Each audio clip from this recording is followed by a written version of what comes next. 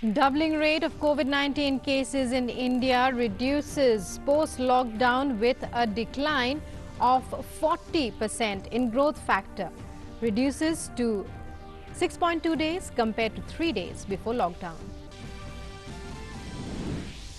Total confirmed cases of COVID-19 stand at 13,835 with 452 deaths and 1,766 recoveries. At least 20 Navy personnel test positive for COVID-19 at a naval base in Mumbai. Prime Minister Narendra Modi holds a telephonic conversation with presidents of South Africa and Egypt, says India stands ready to extend all possible support in fight against COVID-19. Russia expresses gratitude at Indian government's decision to send a shipment of medicines.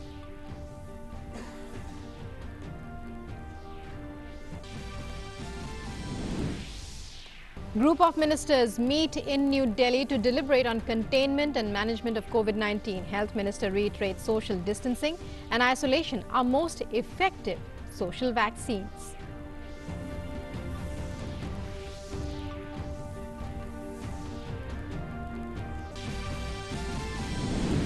COVID-19 cases continue to spiral globally with more than 22 lakh cases and 1.5 lakh fatalities. US coronavirus death toll passes 35,000.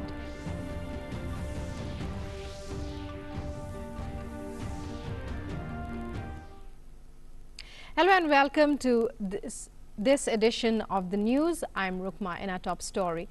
As the nation fights the pandemic of COVID-19, the benefits of the countrywide lockdown have begun to show gradually. According to the Health Ministry, the lockdown and resultant restrictions have had an impact on doubling of cases.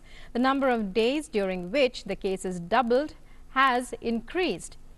Before lockdown, doubling rate of COVID-19 cases was about 3 days, but according to data in the past 7 days, the doubling rate of the cases now stands at 6.2 days. The doubling rate is lower than the national level in 19 states and union territories.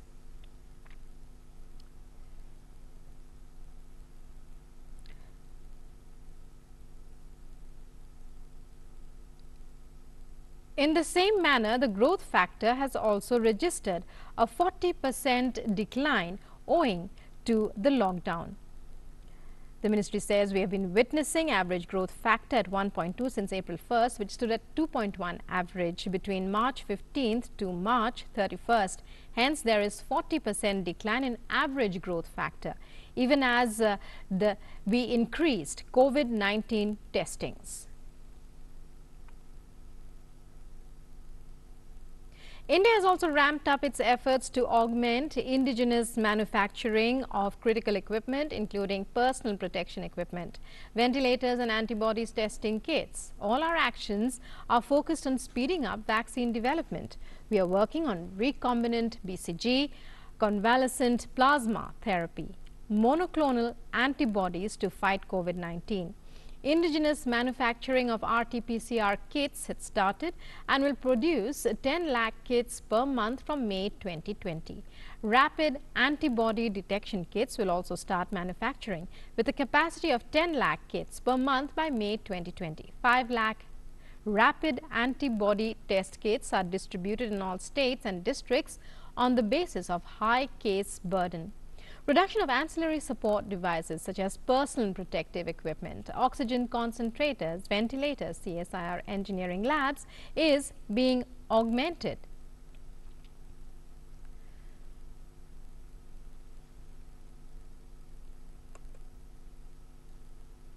The Ministry of Home Affairs has meanwhile notified more activities exempt from lockdown measures from the 20th of April.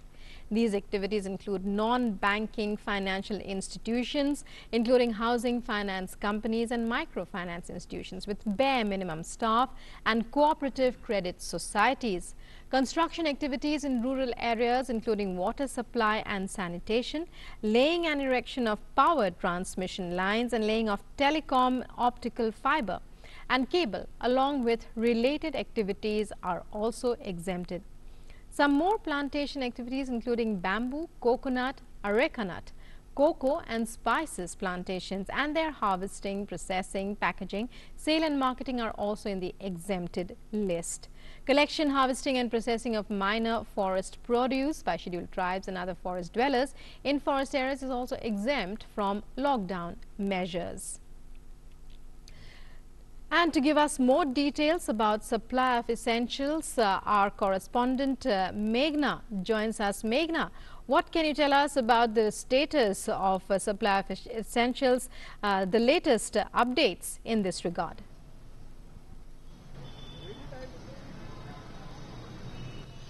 Rukma, I am currently here. When you talk about essential supplies, vegetables and fruits are the most important essential supply besides milk currently. And I am here at the Azadpur Sabzi Mandi in New Delhi, and I would like to keep you with the visuals.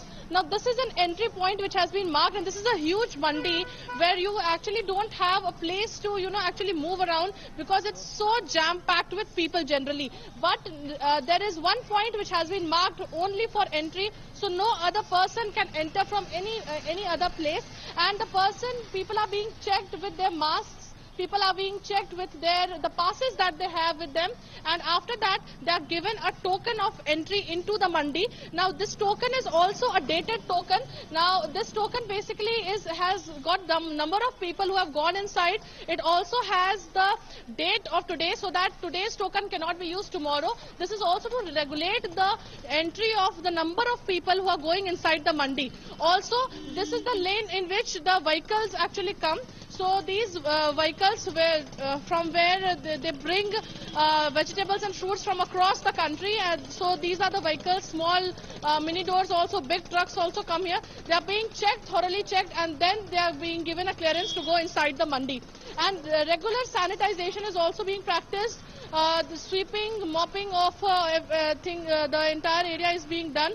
There's a sanitization tunnel also. Thermal scanning is being done of people who are entering inside the mandi. So all of this is being put into place. There's also, early in the morning when the mandi, the number of people who go inside the mandi, so these circles have also been, marked on the entrance, on the way to the entrance, so that people actually do not forget to practice social distancing, which is extremely important. Rukma, there's also one important thing, because it's a mandi, there are big sacks and big, big heavy weights that people have to lift. Obviously, they have to take help of each other to actually lift the heavy sacks of vegetables and fruits. But despite that, people are wearing gloves and masks, which are actually, acting as a shield when they actually are trying to practice social distancing at such hours. And these are definitely one of those people who are actually providing essential supplies to the entire country and are helping us with that. Yes, Ukma. Right, Meghna, and what are the challenges, the kind of challenges that the lockdown has posed as far as the retail business, the retail selling, taking out into the markets and where, or into the societies, and what are the kind of challenges that are being faced and how are these being overcome?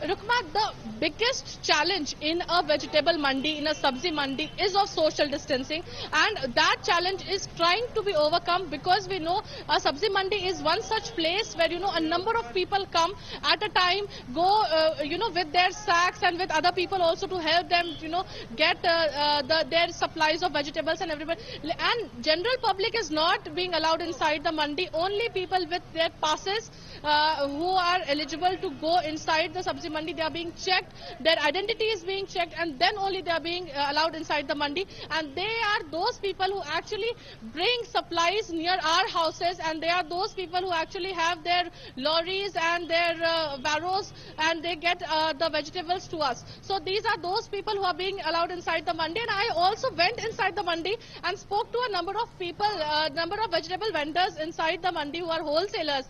They are actually telling that there is no price hike. People need not panic. Obviously, this is lockdown 2.0, so now people are actually, have got that sense that there is no need of panic buying because the essential supplies are available. So now, I spoke to a few of the vendors inside. They've also told me that, from different places, tomatoes are coming from different places. There is lemon coming from places. There is onion and potatoes coming from different places.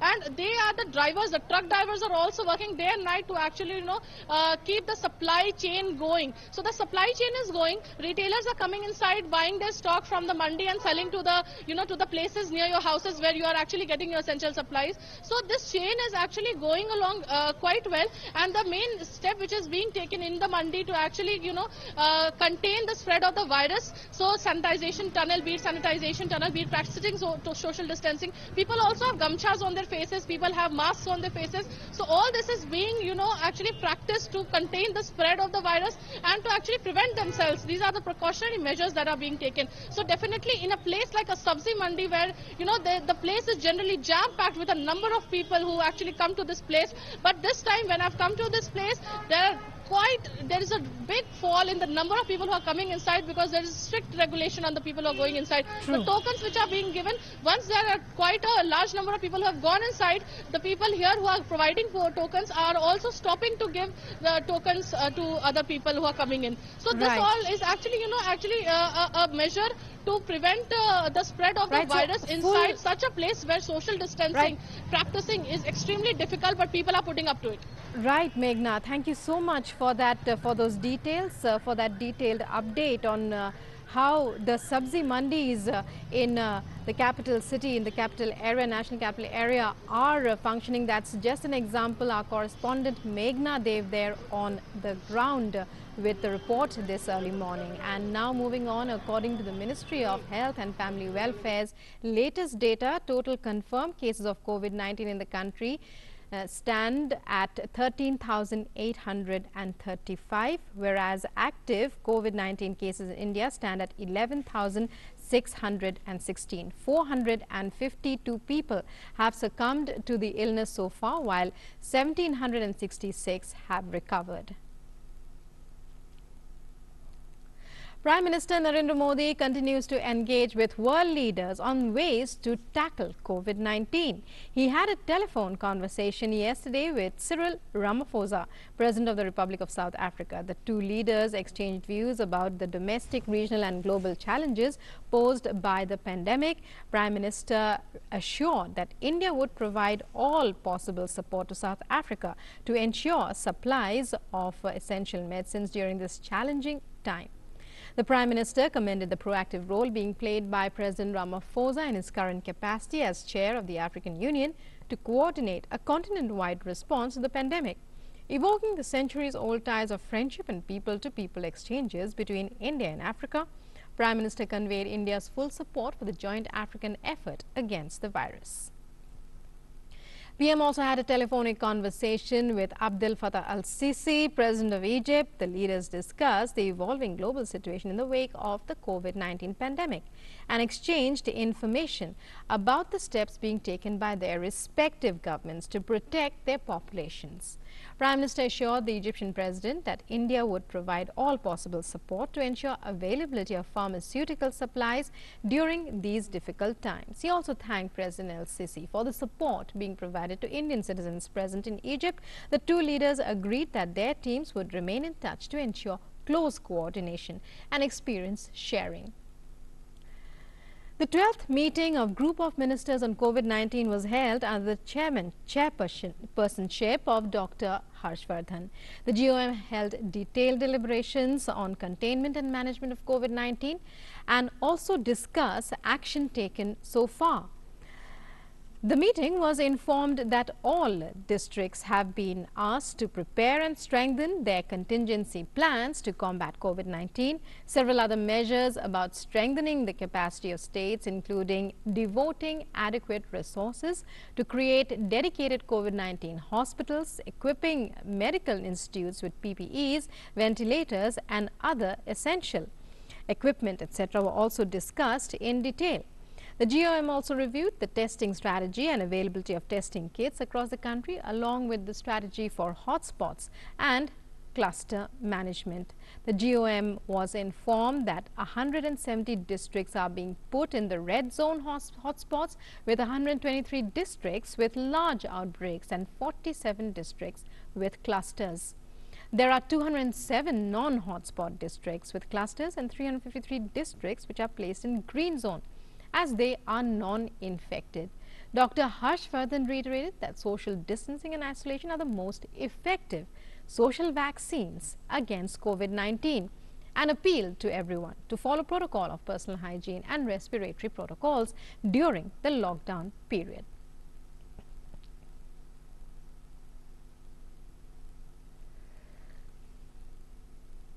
And moving on now, Maharashtra is leading the national tally for the largest number of COVID patients in the country at 3,205. 194 have lost their lives to the disease in the statistics so far. News coming in is that at least 20 Navy personnel have tested positive for COVID-19 at a naval base in Mumbai. Our correspondent Yogesh Sheetal joins us with more details. Well, Yogesh, good morning to you. Well, a bit disheartening their news coming in of naval personnel testing positive for COVID-19. What is the exact number of positive cases among the Navy personnel, and when was this report released? See, the exact number cannot be said as of now because some test results are still pending. But as of now, what we are confirming is at least 20 naval personnel have been found positive, and which is confirmed by the top authority in Indian Navy. Now the thing is, this is the first stage of COVID-19 cases being reported in Indian Navy. This is definitely a major concern because we know that Maharashtra is already has already reported more than 3,000 cases of now.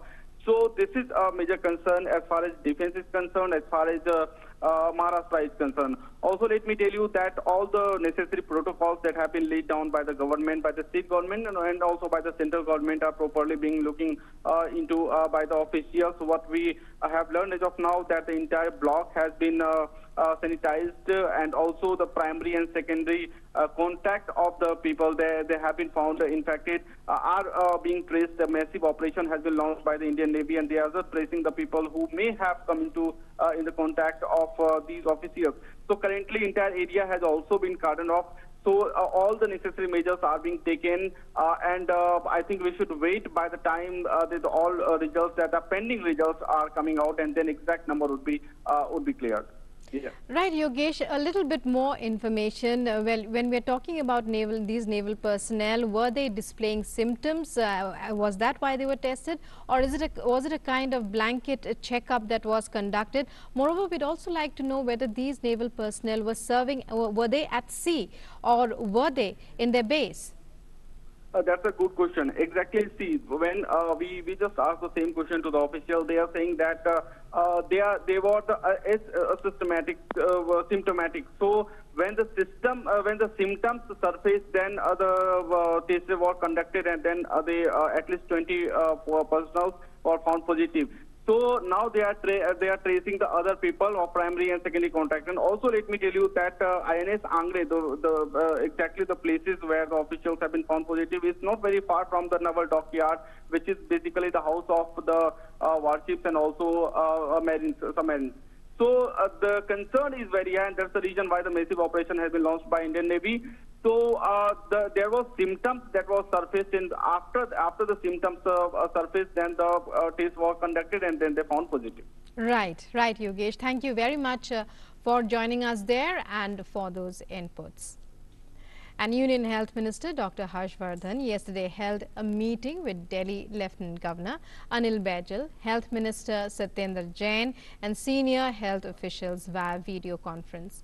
Dr. Vardhan has said that the government has been receiving complaints that patients with emergency situations were denied treatment at some hospitals.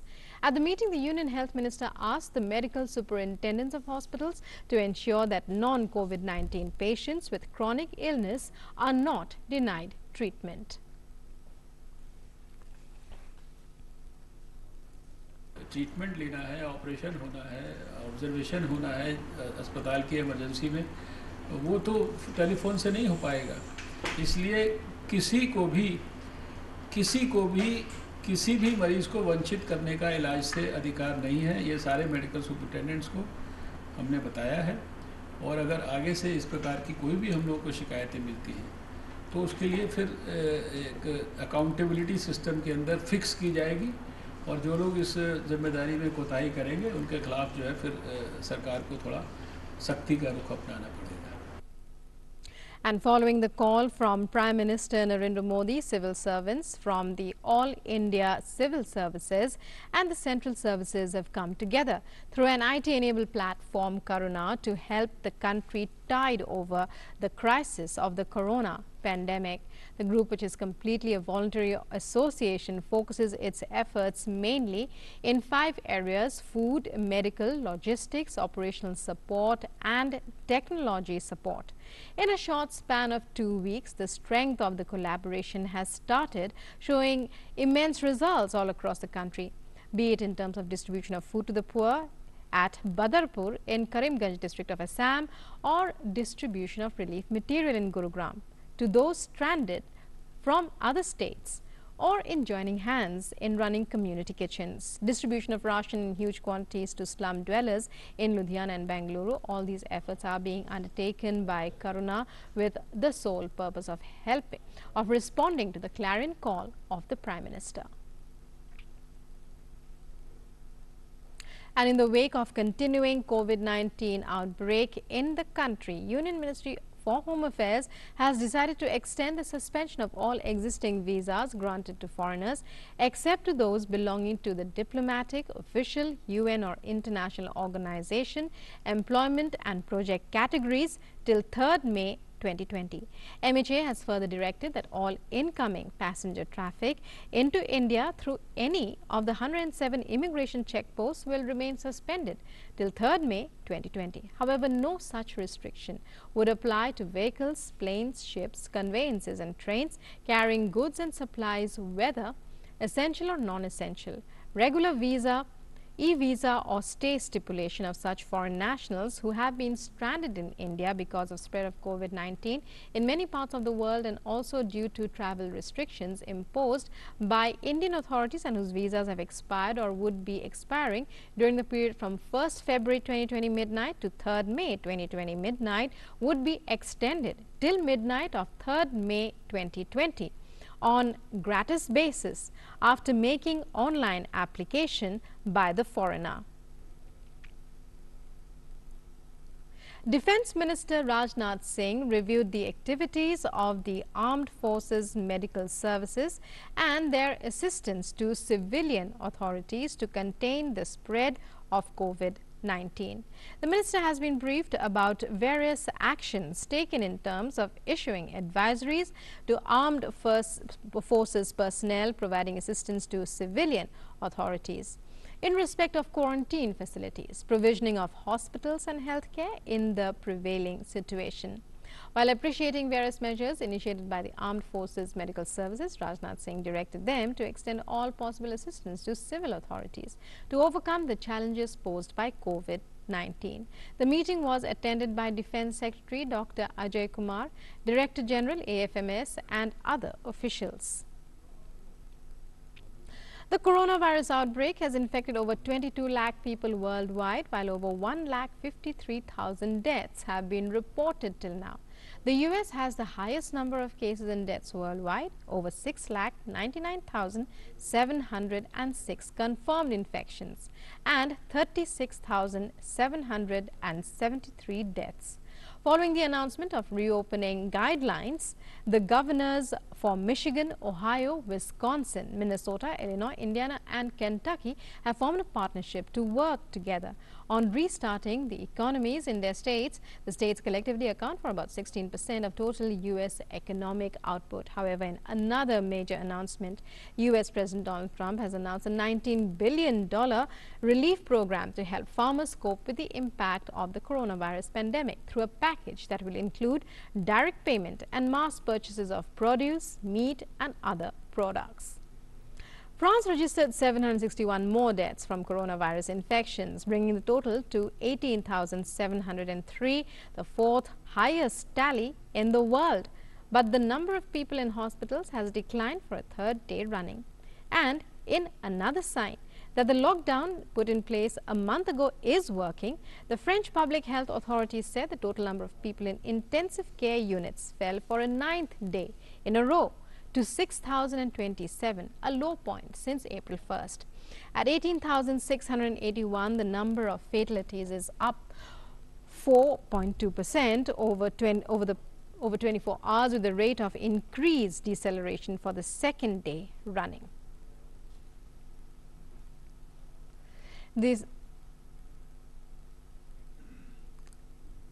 The Islamic Affairs and Charitable Activities Department (IACAD) of the Dubai government on Friday announced that Muslims can offer Taraweeh prayers at home during the holy month of Ramadan, like the 5 daily obligatory prayers.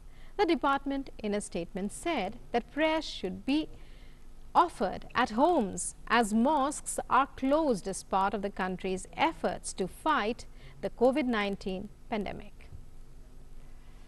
Italian health officials declared a long-sought victory over coronavirus in poorer southern regions. Prime Minister Giuseppe Conte warned 6 weeks ago that Italy's ability to conquer COVID-19 depended on whether cases can stay largely contained to its northern epicenter around Milan.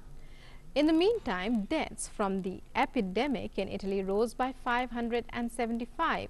While the number of new cases declined slightly, and scientists warned that infections were now mainly happening among family members. The official death toll since the outbreak came to light on February 21st has risen to 22,745. The Civil Protection Agency said, the second highest in the world after that of the US. However, the Italian authorities acknowledge that the true number of fatalities is much higher.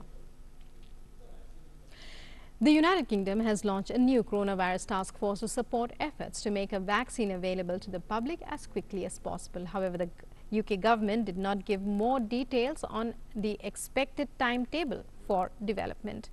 The government said that 21 new research projects would get funding from a £14 million investment pool to rapidly progress treatments and vaccines. The officials also said that it would identify ways to fast-track clinical trials and also continue to support international efforts to find a vaccine. The UK has registered 14,576 deaths so far and has more than 1 lakh active cases. Well, that's all we have for you in this edition of the news. News and updates continue on DD News and DD India. Namaskar.